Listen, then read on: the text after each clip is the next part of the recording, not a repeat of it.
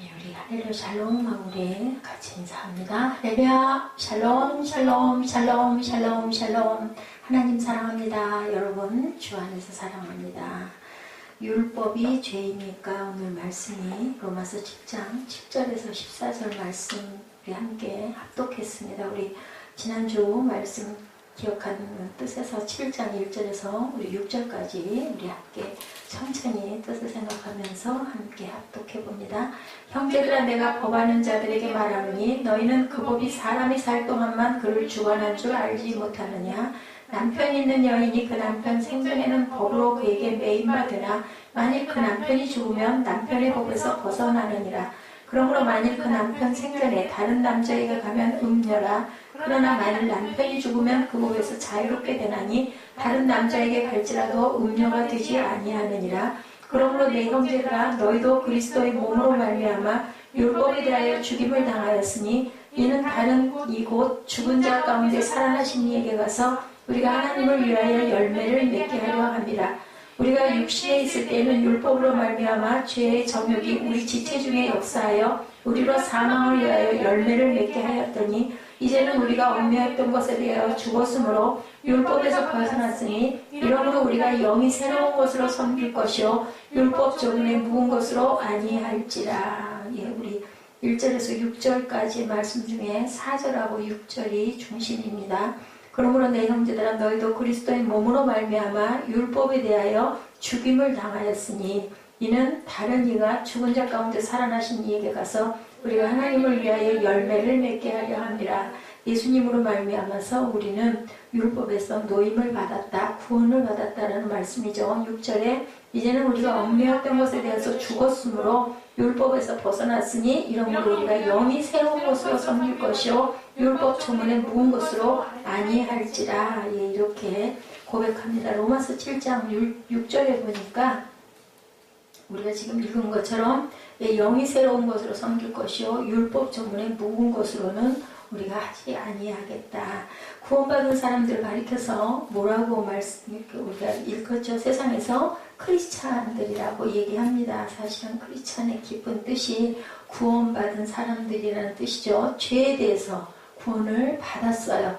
예, 그렇기 때문에 율법에 대해서 자유함을 받았다. 왜냐하면 이제는 우리가 죄짓지 않을 것이기 때문이에요. 율법을 무시하라는 것이 아니라 우리가 은혜를 받고 하나님께 예수 그리스도로 말미암아 구원받았으니까 율법이 굳이 없어도 우리가 율법을 잘 준행하고 기뻐하면서 살아갈 수 있다라는 그런 깊은 뜻을 갖고 있습니다. 예, 로마서 그 7장 1절에서 우리가 6절까지 함께 읽었죠. 4절과 6절을 함께 읽어봤습니다. 사랑이 율법의 완성이듯이 하나님의 사랑을 구원하셨던 예수님은 율법의 완성이시고 또한 뭐라고 그러셨어요? 율법의 마침이다. 율법을 하나님 예수께서 이기셨다. 그렇기 때문에 우리도 또한 그랬고 예수님이 무거운 멍에를 우리 대신 지셨기 때문에 완성하셨고 마치셨기 때문에 누구든지 그리스도를 믿는 사람들은 율법으로부터 자유하게 된다. 또 율법의 모든 요구로부터 자유하게 된다. 우리가 11조를 드리는 것도 헌금을 드리는 것도 섬기는 것도 그냥 자발적으로 원해서 하는 거지 누가 해 그래서 한다 하는 것이 아니라는 거예요. 은혜로 내 마음의 감동으로 오히려 기뻐서 섬기는 그런 상태가 된다. 율법에서 하라는 것들을 하지 말라고 그래도 우리는 행할 수 있는 그런 은혜를 받았다라는 이런 말씀의 뜻입니다. 율법에 자유한 사람은 자 의문에 묵은 것으로 하나님을 섬기지 않고 뭘로 새로운 것으로 그게 7장 6절 말씀이죠. 병의 새로운 것으로 섬길 것이요 율법 조문에 묵은 것으로는 아니하겠다. 그래서 보라 새 것이 되었도다 라고 우리가 항상 얘기합니다. 그래서 완전하고 거룩한 율법도 죄가 되느냐라고 묻죠. 율법으로부터 우리가 자유함을 받았다면 율법이 잘못된 것이 아니냐 그 뜻이 아니라는 거죠. 죄는 뭐예요? 악한 거예요. 그죠? 하나님과 원수입니다. 죄는 우리를 어디로? 사망으로. 그래서 우리가 병들어 죽는 것도 사실은 우리 몸이 소멸하는 거예요. 뭘로 인하여? 사단으로 인하여. 병을 주는 건 하나님이 주시는 게 아니라 사탄이 주는 거죠. 우리를 좋지 않은 것을 막 열심히 하게 하고 지나치게 하게 하고 욕심을 부리게 하고 하다 보니 육신이 망가지는 거예요. 죄로부터 벗어나서 의의 병기가 되고 의의 종이 되는 것을 가리켜서 구원이다. 근데 그 구원도 어떻게 받으라? 거룩해져라. 거룩해지는 것이 그 다음에는 거룩의 끝이 뭐였어요? 의의 종이 되라. 사람의 종이 아닌 의의 종이 되라. 우리는 모두 다 왕같은 제사장들이다. 그죠? 그래서 구원을 해야 할 의무를 가지고 있다는 것이 지난주에 말씀이었어요. 또 히브리서에서도 같은 말씀을 하고 있죠.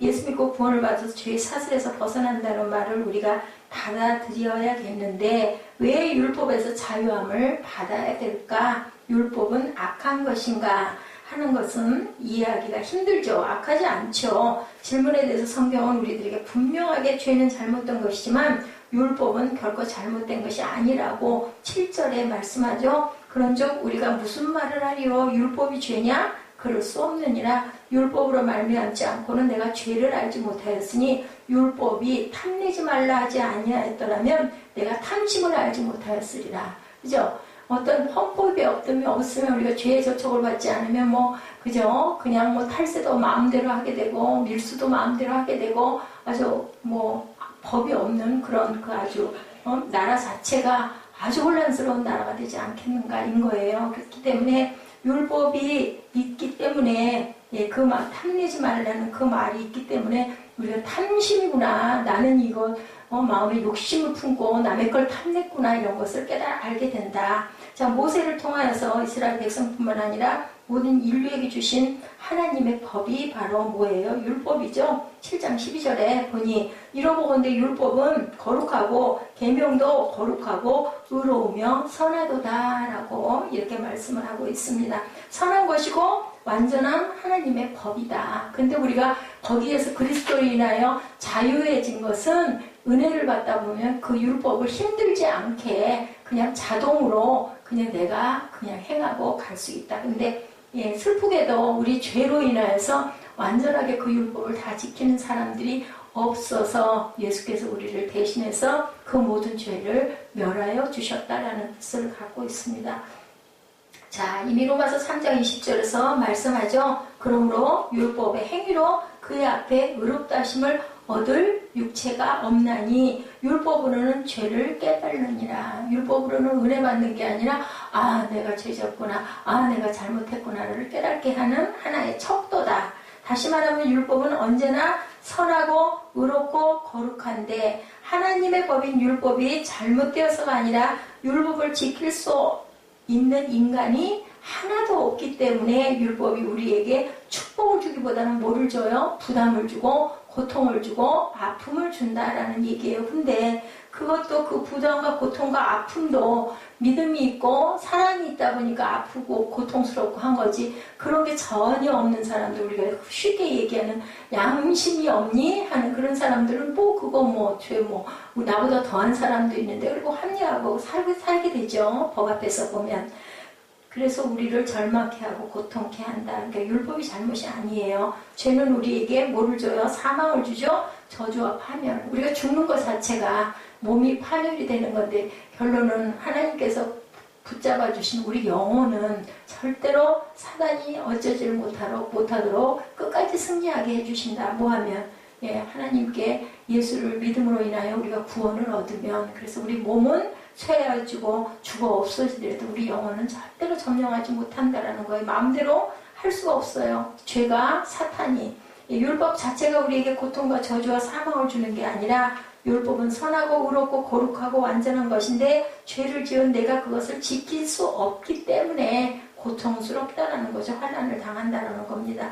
환난도 사실은 욕심으로 인한 환난들이 얼마나 많은지 몰라요. 그죠? 죄로부터 해방도 받아야 되지만 율법을 지킬 수 없는 본질적으로 죄인인 인간이 받는 고통으로부터 우리가 해방을 받아야 된다. 그가 온유죠. 그래서 온유함으로 인하여 우리가 샬롬의 복을 구하고 그것을 하나님께 받으면 예수 그리스도의 그 사랑으로 우리가 샬롬의 복을 누릴 수 있도록 예수님이 오셔서 제일 먼저 하신 말씀이 샬롬이셨죠. 너에게 내가 평강을 주겠다라고 말씀을 합니다. 우리가 그걸 받지 못하면 우리 마음 안에 있는 죄에 자꾸 종이 돼서 싸우다가 종노릇을 하게 되는 그 원인으로 인하여 율법의 그 노임을 받지 못하고 결국은 죄에 삭시돼서 사망에 자꾸 이른다. 어떤 사건에 자꾸 우리가 지지요. 자꾸 죽습니다. 자, 율법은 그렇기 때문에 악한 것이 아니다.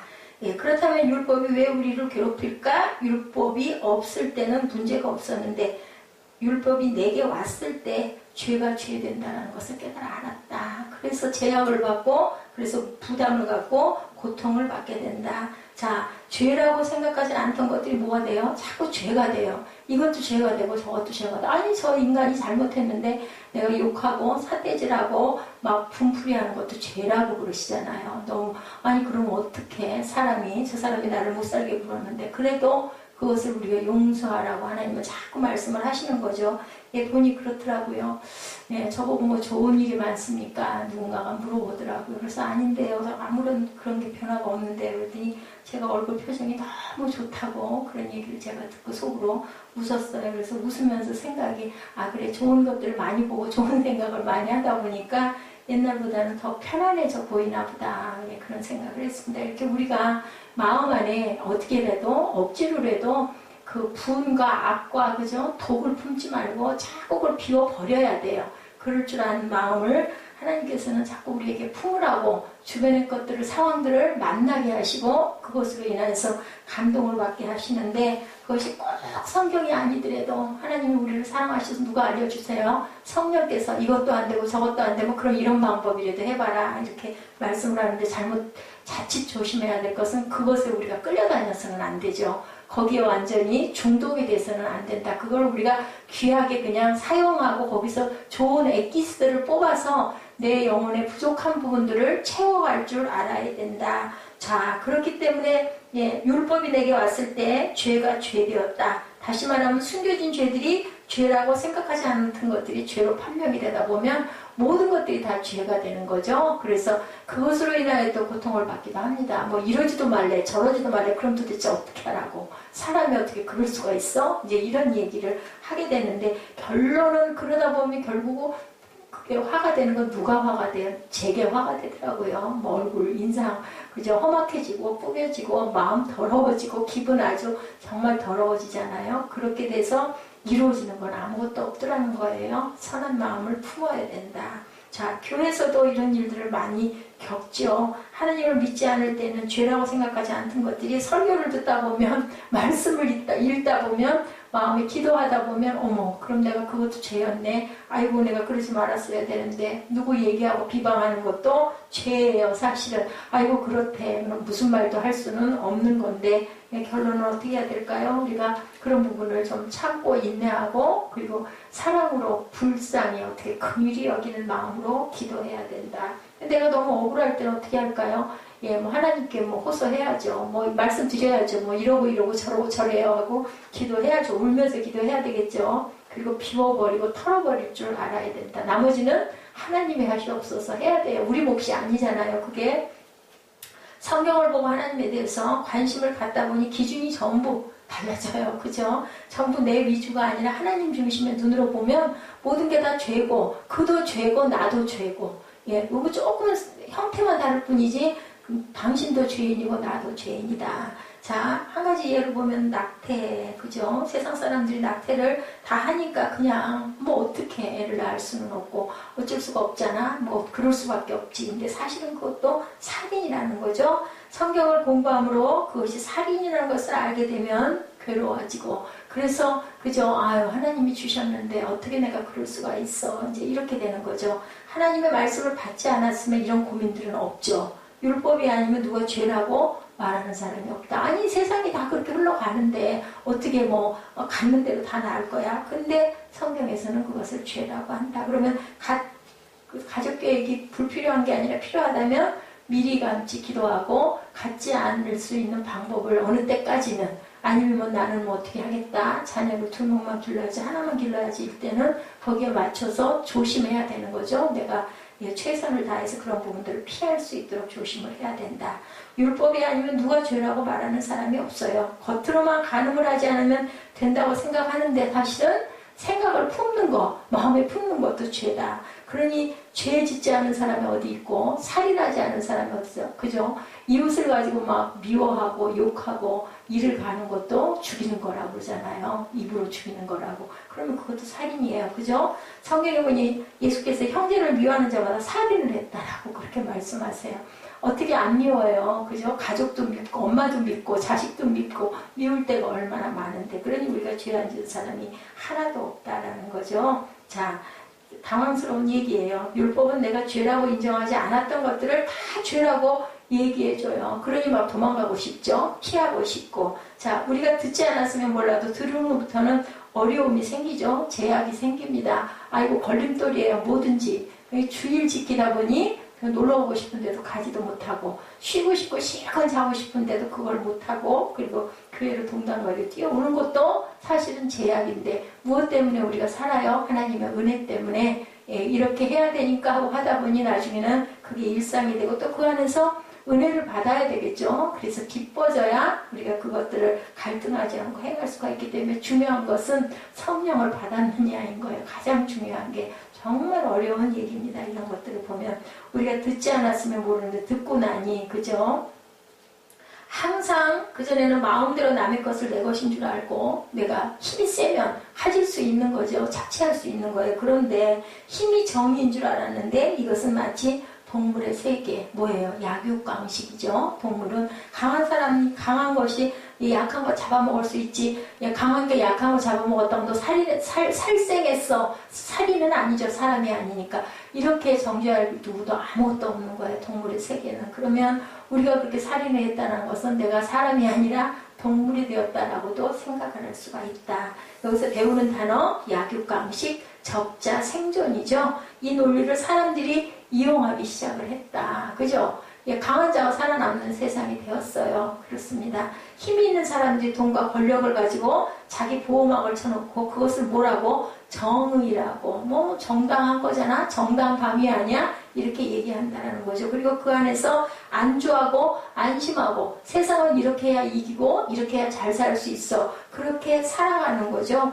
정말 이것이 옳은 것일까? 우리가 생각해 볼 줄 알아야 된다. 동물들이 가늠한다고 누가 야단을 칠 그런 동물이 아무도 없어요. 뭐 그냥 붙으면 다 종족 번식을 하고 그렇게 하고 살아갑니다.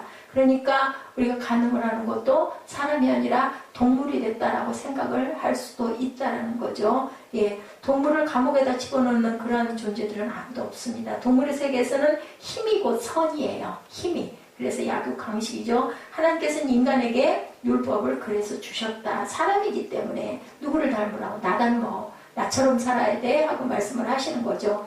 거룩하신 하나님께서 주신 완전한 법을 죄에 물들어 멸망하게 된 인간이 지킬 수 없는 게 바로 문제다. 율법이 주는 고통이 바로 여기 있다. 죄 때문에 고민을 하는 것은 굉장히 고통스럽죠. 동시에 하나님이 주신 법을 지키지 못하는 고통이 있다. 이 고통은 같은 수준의 것인데 이것이 율법으로 말미암은 고통, 이런 내용이 바로 8절 내용입니다. 그러나 내가 기회를 타서 계명으로 말미암아 내 속에서 가장 탐심을 이루었나니 이는 법이 없으면 죄가 죽은 것임이라. 율법이 있기 때문에 그 죄를 우리가 깨달아 알고 그것을 지키지 않으려고, 죄를 짓지 않으려고 노력을 할 수가 있다는 거죠. 율법이 오기 전에는 탐욕이 내게 그렇게 심각하지가 않았다. 그런데 율법이 오고 나니까 이건 죄네, 탐욕이네, 이런 마음을 갖게 되고 괴로움을 느끼게 된다는 거죠. 죄가 문화가 되고 습관화되어 있는 것이 이 사회에 지금 통용되어 있는 그것인데 우리는 달라야 되겠다. 왜? 크리스찬들이니까. 어떤 자들?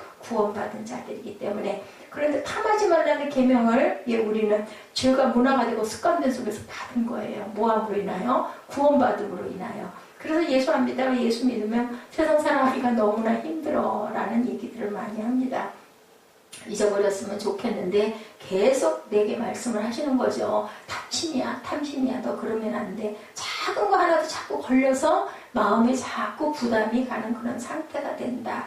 계명이 있기 전에는 죄는 그렇게 심각한 문제가 아니었는데 좀 잘못이 있긴 하지만 다 그런 거 아니야? 이렇게 합리화를 하고 살았는데 계명을 받은 후부터는 죄가 분명해지고 나서부터는 항상 이런 걸림돌들이 다가오는 거죠. 간음하지 말라는 계명이 있기 전까지는 그냥 마음으로 이쁜 거 보고 이쁘다고 생각할 수도 있고 상상할 수도 있는데 그것은 그러면 안 된다는 거죠. 거룩해져라. 자, 그런 갈등을 내 안에 계속 가지고 살아가게 된다. 적당히 숨겨져 있을 때는 가정할 수 있는데 일단 내 본질이 드러나면 그냥 뭐 사람들이 어떻게 해요? 아이고 뭐 될 대로 되라지 이렇게 된다라는 거죠. 예, 하나님의 법이 들어오면 드러나기 때문에 어떻게 해결할 길이 없다. 그게 문제다. 8절 마지막 부분에 보면 법이 없으면 죄가 죽은 것이다 라고 얘기합니다.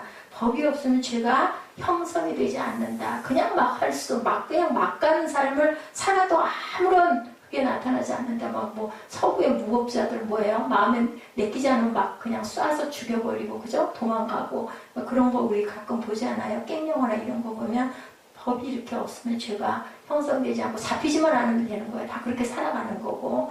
하지만 일단 죄가 드러나면 죄를 더 짓게 되고 나는 없어져 버린다. 9절이죠. 전에 법을 깨닫지 못할 때는 내가 살았더니 계명이 이름에 죄는 살아나고 나는 죽었도다. 계명을 받고 나서 이게 죄구나 알고 나면 나는 그냥 죽는 거죠. 죄가 자꾸 드러나니까. 우리 안에 우리 이런 마음들이 들 때가 너무 많죠. 누군가 뭔가를 잠깐 그죠? 저는 항상 그럴 때마다 자동차가 떠오릅니다. 살짝 밀다가 요즘에도 그런데요. 늦게 들어가다 보니까 그 새로 주차를 해서 아침에 일찍 나와야 되다 보니 그걸 밀다 보면 뒤 그 범퍼에 콩 하고 닿을 때가 있어요. 열심히 쳐다보고 하는데도 그냥 가슴이 두근두근 뜁니다. 이게 뭐예요? 양심이 저를 두들기는 거죠. 죄가 드러나면 9절에 전에 법을 깨닫지 못할 때는 내가 살았더니 계명 이름의 죄는 살아나고 죽었도다. 우리는 항상 이런 그 말씀을 깨달아 알면서 내 마음을 똑똑 놓고 하는 하나님의 음성을 들을 줄 알아야 된다. 동물처럼 살던 인간이 도덕과 양심의 법을 갖게 되면 삶의 질이 달라진다. 작은 일에도 우리가 항상 흠칫흠칫 내가 왜 이렇게 악한 마음을 먹었을까 이런 마음을 갖게 된다는 거죠. 예, 동물처럼 살았으면 좋겠는데 절대로 그럴 수가 없죠. 도덕과 양심의 법보다 누가 더 높은 하나님의 법을 갖게 되면 그 사람은 지킬 수 없는 자신의 한계를 느끼면서 그 사실을 알게 되면서 인간의 연약함에 대한 자화상을 갖게 되고 그렇기 때문에 나는 누구 아래? 하나님 아래 있네 하고 고백하고 죄를 자꾸 자복하게 되고 낮아지게 되고 기도하게 되고 무릎 꿇게 되고 고개 숙이게 되죠. 오만하고 무례하고 이기적인 인간의 내면적인 내 세계를 바라본다. 정말 악하구나. 내 안에 있는 죄성을 자꾸 깨닫는다. 도대체 내가 뭘까? 그래서 바울이 오호라 나는 공고한 자로다. 사망의 늪에서 누가 나를 건져내라. 바울사도 같은 사람도 그렇게 고백을 했는데 우리는 뭐 하물며 그죠? 예, 맞습니다. 저도 깜짝깜짝 놀랄 때가 있어요. 막 잔인한 생각이 들 때가 있거든요. 그게 다르면 너무 막 억울하고 치떨리고 막 이럴 때는 자, 이 경우에 선을 행하지 못하거나 의롭게 살지 못하는 사람들은 어차피 나는 죄인이라고 생각하는 사람들은 좌절감을 우리가 항상 깊이 갖게 되죠. 감옥에 있는 사람들, 누가 봐도 죄인으로 손가락질을 받는 사람들은 이 문제로 절대로 심각하지 않아요. 나는 죄의 대가를 받았어. 근데 너희들 세상에 있는 너희들은 뭐 나보다 낫냐? 예, 그거 들키지만 않았을 뿐이지. 이런 얘기를 많이 한다라는 거죠. 그런데 그런 사람들이 그죠? 예수를 믿게 되고 전도를 받게 되고 성경을 접하게 되고 은혜를 받게 되면 무릎 꿇고 울죠. 제가 잘못했습니다. 남하고 비교할 바 필요가 없어요. 저 밖에 있는 니들도 죄졌잖아. 이런 얘기를 할 필요가 없는 거죠. 하나님과의 나와의 관계다. 자, 오만한 자라는 것을 자기 스스로가 깨닫게 되는 것, 그게 바로 회개입니다. 사람들은 굉장히 칭찬을 하지만 이 사람의 마음은 행복하지 않죠. 예. 내가 그렇게 사는 것에 대해서, 힘있게 사는 것에 대해서, 내가 위선 떤 것에 대해서, 내가 강할 때는 사람들 옆에서 주위에서 다 그렇게 사는, 너무 지혜로워. 너무 현명해. 어쩜 그렇게 잘 살아? 라고 얘기하지만 사실은 그렇지가 못하는 거죠. 자신의 모습을 왜 정난하게 들여다보다 보니 사도 바울은 이런 자신의 모습에 대해서 예수님을 핍박할 때는 정말 몰랐었죠. 그랬는데 은혜 받고 눈에 비늘이 거치고 나니까 정말 깨달아 안 거죠. 남을 정죄하고 판단하기 때문에 자신이 굉장히 의롭고 정의로운 줄로 생각을 했던 그러한 사울이었던 바울이죠. 그 사람이 겉으로는 간음이나 살인이나 부정을 하지 않지만 나도 모르는 사이에 어때요? 오만과 남을 정죄하는 마음, 심판하는 마음으로 무장을 하게 된다. 뭐 하면 내가 좀 잘났어 하다 보면은, 그리고 약한 자들은 어떻게 해요? 막 발로 밟죠. 강한 자들에게는 악으로, 나보다 강한 자들에게는 그것은 정말 버려야 될 거다. 갈라디아서 3장 23, 24절에 말씀합니다. 믿음이 오기 전에 우리가 율법 아래 매인바되고 계시된 믿음의 때까지 갇혔느니라. 이같이 율법이 우리를 그리스도에게 인도하는 몽학선생이 되어서 우리로 하여금 믿음으로 말미암아 의롭다함을 얻게 하려 함이라. 율법은 히브리서 10장 1절에 장차 오실 그리스도의 그림자다라고도 말씀을 하고 있어요. 그리스도에게로 인도하는 몽학선생, 갈라디아서 3장 24절에도 이렇게 말하고 있습니다. 사도 바울은 그것이 뭐라, 율법이 몽학선생이라는 걸 알았다라는 거예요. 그가 율법 앞에 서서 율법을 지키려고 뼈를 깎는 고통을 느낄 때마다 한 고백이 아까 말씀드린 대로 오호라 나는 공고한 자로다. 나를 사망의 늪에서 누가 건져낼 것이냐라고 통탄해했다라는 거죠. 아무리 봐도 내가 이렇게 가리키고 앉아 있어도 내가 나를 들여다보니 나는 정말 이걸 어떻게 하면 좋아? 이 사망들을 이렇게 생각을 했다라는 겁니다. 이 사망의 몸에서 누가 나를 건져내랴. 자, 이것이 한 지성인의 정직한 고백이다. 그는 복음을 전하는 사람이었죠. 저와 여러분의 고백도 이것보다 수백, 수천 배가 돼야 할 줄로 믿습니다. 사도 바울은 기독교 역사상 가장 위대한 인물이었음에도 불구하고 이렇게 좌절을 했다. 나는 선을 행하고 싶은데 행할 능력이 내게 없다라고 고백합니다. 이렇게 나는 좌절된 인간이냐, 어쩌면 이렇게 거꾸로 된 인간이냐라는 것을 고민한 거죠. 나중에 한 말은 나는 죄인 중에 괴수다라고 얘기하죠. 사람들은 나에게 존경과 칭찬과 신앙이 좋다고 말을 하지만 내면에 있어서 하나님의 율법을 지킬 수 없는 절망감, 그러니 나는 죄인 중에 괴수다라고 고백을 합니다. 육체로는 하나님 법을 따를 수 없는 좌절감, 애쓰면 애쓸수록 고통을 느끼는 내 자신을 발견하고 바울이 이렇게 고백한 거죠. 이것이 바로 사도 바울의 고민이고 저와 여러분의 고민입니다. 이것은 죄를 지음으로 받는 고통보다 어떤 면에서는 더 큰 고통이죠. 눈에 보이거나 나타나지 않는데 내 안에서 일어나고, 우리 가끔가다 마음 안에서 막 싸울 때 있죠. 그죠? 이런 그런 나의 스스로를 들여다보고 이것을 또한 아주 정난하게 사람들에게도 다 고백할 수 있는 그런 용기. 나는 정말 공고하다. 나는 정말 죄인 중에 괴수다. 10절에 보니 생명에 이르게 할 그 계명이 내게 대하여 도리어 어디에? 사망에 이르게 되었다. 따라서 생명에 이르게 할 그 계명 앞에 가면 갈수록 내게는 그것이 사망이 된다. 죄의 삭은 어떻게 해요? 사망이죠. 근데 죄의 삭만 사망이 아니라 율법의 완전한 허물과 죄로 죽었던 인간의 본성, 율법을 지킬 수 없는 인간의 죄악성이 예민하게 드러나게 되는데, 성령 받은 사람들은 이것을 죽을 노릇이다라고 얘기를 하는 거예요. 마음의 괴로움이 자꾸 가니까 할 수 있는 게 아무것도 없어요. 누군가가 나를 공격해와도 절대로 뭘 어떻게 할 수가 없는 거죠. 그리고 어떤 면으로는 내 마음에서 싸움질을 할 때 억울한 거예요. 나는 그래도 선하게 이만큼 상대방을 나보다 더 이해하려고 이렇게 하는데 왜 세상은 나를 오히려 더 궁지에 몰아넣고 나를 밟으려고 할까? 내 속에 있는 악한 뭐가 일어나요? 나의 그 자존이 자꾸 들고 일어나는 거죠. 그런데 세상은 그렇지가 못하네. 약하다고 더 밟아대네. 그러면 안 되잖아. 그리고 막 나도 똑같이 그 악한 사람들까지 흉내를 내고 싶어 하는, 실제로 그랬던 때가 있었어요. 그래 놓고 엄청 후회했어요.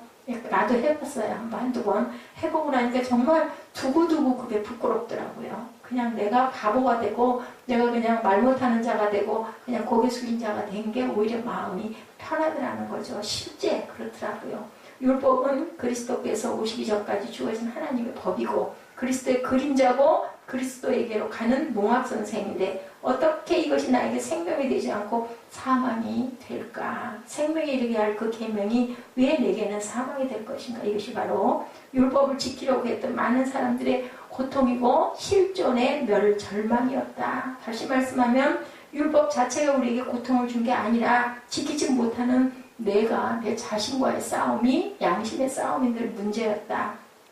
그러면 율법과 은혜 이런 나는 도대체 어떻게 해야 될까? 로마서는 우리에게 빛을 던져주고 있습니다. 거룩하고 완전하고 의로운 하나님의 율법을 완벽하게 지키신 분, 완성하신 분, 그리스도, 예수 그리스도시죠. 하나님의 거룩한 모든 요구를 하나도 틀림없이 십자가에서 다 이루신 분, 예수 그리스도. 따라서 우리는 율법 앞에 서 있으면 좌절하고 절망하고 괴로워하는데 율법을 지킨 예수님 앞에 가면 뭐라고 말씀하세요? 수고하고 무거운 짐진 자들아 다 내게로 오라. 내가 너희를 편히 쉬게 하겠다.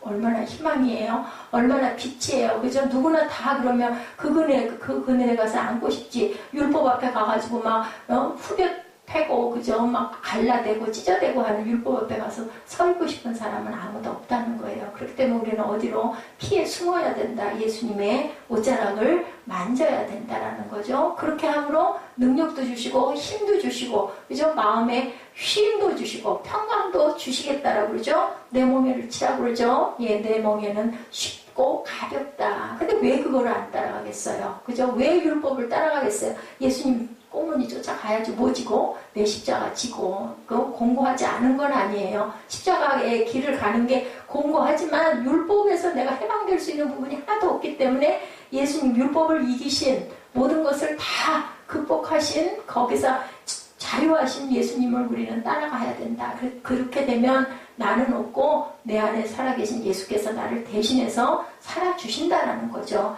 내가 율법으로 가면 율법의 노예가 돼서 살 일이지만 예수의 십자가의 길을 따라가면 이제는 율법과 관계없는 은혜의 보좌 앞에 내가 담대히 나갈 수 있다. 의롭다고 나를 칭해 주셨고 나를 자녀 삼아 주셨고 나를 신부 삼아 주셨고 나를 친구 삼아 줬으니 얼마나 좋습니까? 생각만 해봐도 막 기쁘지 않아요? 기쁨이 막 일어나죠. 걱정 근심 하나도 할 게 없어요. 그래서 그죠? 근심하지 말라 걱정하지 말라 키를 한 자가 더하겠니? 네가 아무리 걱정한들 변할 게 아무것도 없다라고 말씀하세요. 공중에 나는 새도 들의 꽃도 먹이고 입히는데 하물며 너희일까 보냐라고 예수님이 말씀하시죠. 자, 이것은 내가 이룬 것이 아니라 나를 위하여 십자가에서 피 흘려 돌아가신 예수께서 하나님의 아들로 세상에 오셔서 율법을 완성해 주셨기 때문에 나는 그 자녀니까 당연히 나도 그 법에서 해방이 되었다 인 거예요. 그죠? 예수님 꽁무니를 따라가는 거죠. 그 은혜에 들어가면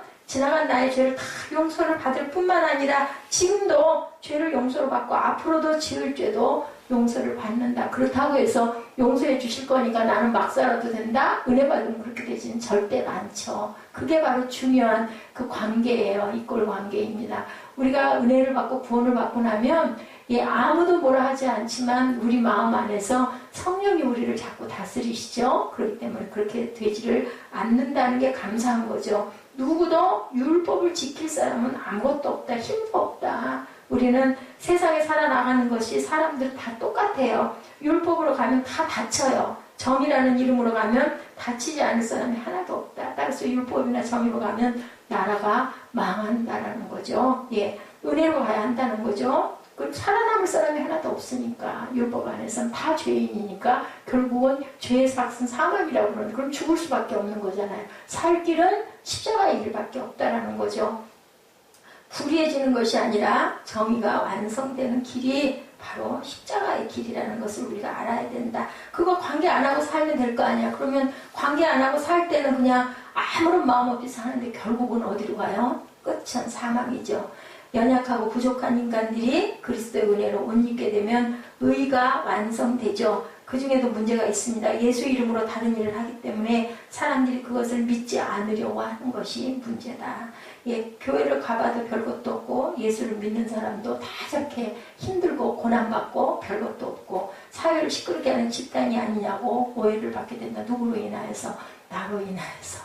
내가 크리스찬인데 내가 온전하지 않다 보면 오히려 세상 사람들에게 비난은 비난들을 더 받고 예수를 뭐해요? 욕보이는.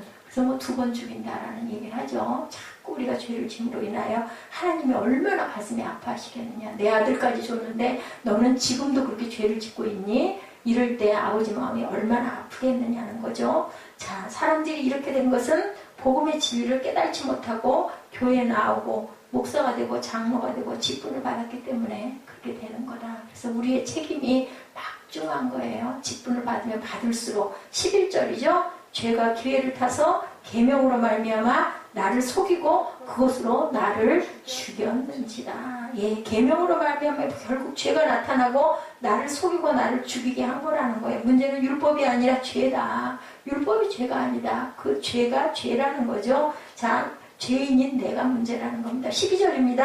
이러보건대 율법도 거룩하며 계명도 거룩하며 의로우며 선하도다. 죄는 나를 멸망시키고 파괴시킨다. 그러나 율법은 나로 하여금 죄를 똑바로 바라보게 한다. 율법을 미워해서는 안 되는 거죠. 율법을 지키지 못하는 내가 문제고 그것을 지키려면 어디를 따라가? 예수께 따라가야 된다. 그 뒤를 우리가 그 발자취를 따라가야 된다. 죄는 나를 멸망시킨다. 그러나 율법은 똑바로 바라보게 한다. 근데 그걸 시선을 다들 피하려고 하죠. 무시하려고 하죠. 그냥 무시가 뭐예요? 눈앞에 없다라고 생각하고 없잖아요. 실제로는. 그죠? 그렇기 때문에 그냥 나는 이렇게 살 거야.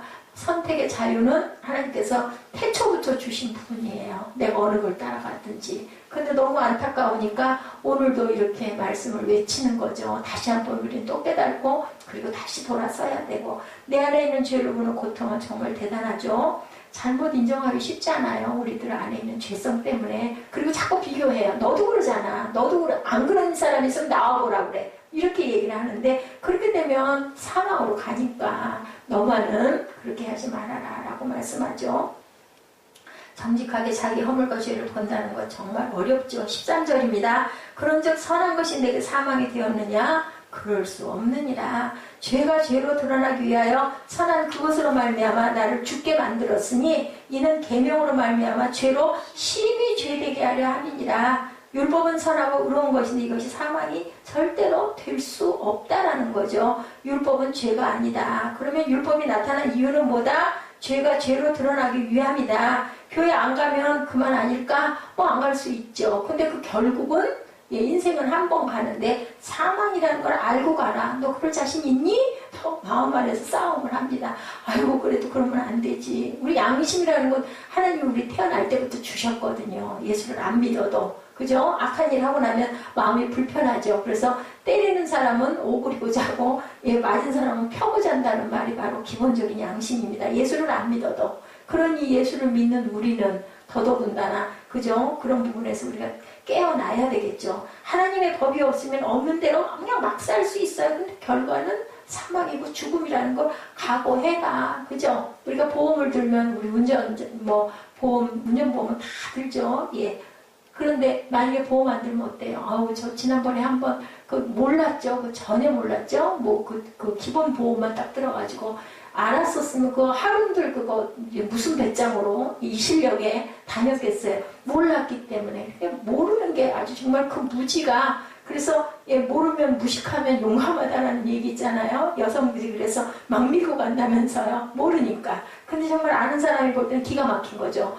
저렇게 하면 안 되는데 저 쓰든지 뒤로 빼줘야 되는데 앞으로 갈 줄밖에 모르니까 막 밀고 가는 거예요. 똑같은 거죠. 죄를 짓고도 모르는 거예요. 안 보이는데 나는 이렇게 살 거야. 결론은 그 책임은 네가 져라인 거예요. 너 이거 모르고 나중에 몰랐어요? 이제 소용없어요. 기회가 주어졌을 때 알아야 돼. 그럼 뭐라 그래요? 이스라엘아 들으라. 그죠? 구약의 말씀이 기가 막힌 말씀들이에요. 뭐라 그래요? 무조건 들어라 쉐마 이스라엘아. 네 입장만 생각하지 말고 내 말을 좀 들어봐. 좀 귀 좀 열어봐. 가슴을 좀 열어봐. 그래 마음을 다하고 성품을 다하고 목숨을 다하여 내 하나님을 사랑하고 내 이웃을 사랑해라. 그래야 네가 살아. 이 뜻이에요. 그러니까 죄인을 죄인 되게 하지 말고 죽이지 말고 멸망시키지 말고 네가 살아야지. 남 죽이면 뭐해. 남 죽이고 나 죽으면 무슨 상관이에요. 남 그냥 냅두고 내가 사는 게 낫지 않냐는 거죠. 쉽게 얘기해서. 근데 왜? 우리 안에서 분이 일어나. 아주 죽여야 속이 시원하겠어. 죽이고 나면 결국은 너도 죽어인 거예요. 왜냐면 나도 죄인이니까. 그래서 용서해야 된다는 겁니다. 율법은 이런 숨겨진 죄를 드러내는 자체이기 때문에 율법은 절대로 죄가 아니다. 율법이 죄를 드러내면 그것이 추하고 더럽고 기가 막힌 거죠. 우리 안에 그죠? 지저분한 오물 없는 사람 하나도 없잖아요. 뭘로 덮고 있어요? 살갗을 스스로 덮고 있어요. 한번 이렇게 한번 마음으로 묵상해 보세요. 우리 속이 얼마나 더러운지. 건강한 사람에게는 의원이 필요가 없다. 예, 뭐 어디서 잠깐 보다 보니까는 아니 멀쩡하던 자매가 막 땅바닥에 막 떼굴떼굴 굴러요. 막 다 죽어가 걸음도 못 걷고 막 일어나지도 못해요. 난리가 났어요. 그런데 그 얼마나 웃기는 줄 알아요? 병원에 막 앰뷸런스에 실려왔어요. 근데 진찰하고 나더니 의사 선생님이 뭐라고 그랬게요? CT 찍고 다 하고 나더니 당신 뱃속에 똥이 가득 차서 그것 때문에 걸음도 못 걷고 배가 아팠다고 그래가지고 그죠? 관장하고 막 아주 쏟아도 한도 끝도 없이 쏟아지는 거예요. 그러고 나니까 진짜 걸음이 걸어지고 배가 피어지고 진짜 우리 기가 막 더럽잖아요. 우리 뱃속에 안 보이는데 그런 게 가득 차서 우리 뱃속에 가스만 차도 얼마나 아파요 배가. 근데 그래가지고 결국은 아주 기가 막힌 코믹이었지만 본인은 진짜 죽을 맛이었던 거죠. 아니 영화 촬영을 해야 되는 어떤 그 배우 얘기가 그렇더라고요. 근데 제가 그걸 보면서 웃을 수가 없었어요. 맞아요. 정말 우리 화장실 가는 거 감사해야 돼요. 감사. 그죠? 조금만 뭐가 걸려있어 봐요. 집중 안 돼. 저는 그렇더라고요. 진짜 시원해야 뭘 해도 마음이 편하고 가볍지. 가장 기본적인 조그만 거 하나가 뭔가가 딱 걸리면 아주 그날 아주 완전히 엉망이 돼버리는 거예요. 그러니 하나님의 은혜가 얼마나 감사한가. 내가 살았다 할 게 아무것도 없는 거죠. 그럼 뭘 미워하고 뭘 갖다가 그저 비방을 하고 비판을. 아니 요즘에 제 마음이 그렇게 되더라고요. 뭘 그걸 탓을 할 일이 뭐 있어요. 아니 나 죽으면 무슨 소용이 있냐고. 그냥 용서하고 나는 그보다 더한 부분을 자꾸 생각을 해봐야 되는 거죠. 그렇다고 해서 잘못된 걸 잘했어 하라는 얘기는 아니에요. 잘못된 건 얘기를 하되 중요한 거는 우리 마음에 우리 입술에 화를 제하고 얘기할 줄 알았는데 뭘 구해야 될까요? 하나님의 지혜를 구해야 되는 거죠. 하늘의 지혜를 구해서 말씀으로, 그죠? 항상 말씀으로 기도로 우리가 가야 된다. 자, 죄를 인정하지 않는 사람에게 구원은 절대로 있을 수 없다. 율법으로 인해서 죄가 드러나면 씻을 수 있는 예수님을 찾아가야 된다. 그리고 뭘로? 그리스도의 피의 보혈로 모처럼 양털처럼 희게 씻어야 된다는 거죠. 씻어주시잖아요. 자꾸. 그래서 그 구약에는 어떻게 했어요? 양에게 막 그 초리 인간들이 죄를 막 갖다가 씌워가지고 양을 갖다 성문 밖으로 내쫓잖아요. 하나하나 번제를 드리고 불쌍한 양은 또 죽는 거죠. 가가지고 대신해서. 그래서 예수님이 오셔서 양을 구원해 주신 거예요. 저는 아주 그게 너무 기뻐요. 그 불쌍한 양들이 이름만 들어도 너무 이쁘죠. 양은. 근데 이렇게 지저분하고 냄새가 난다는데 그 양털 생각나죠? 귀여운 생각나죠? 근데 눈도 어둡고 정말 바보 같고 누구의 모습? 저와 여러분의 모습입니다. 우리를 건지시기 위해서 예수께서 앞도 안 보이고 그죠? 목자의 음성은 그래도 양이 저희보다 나아요. 듣는다고 그러잖아요. 필소리도 내 주인 거를 확인하고 안 돼요. 근데 우리는 뭐예요?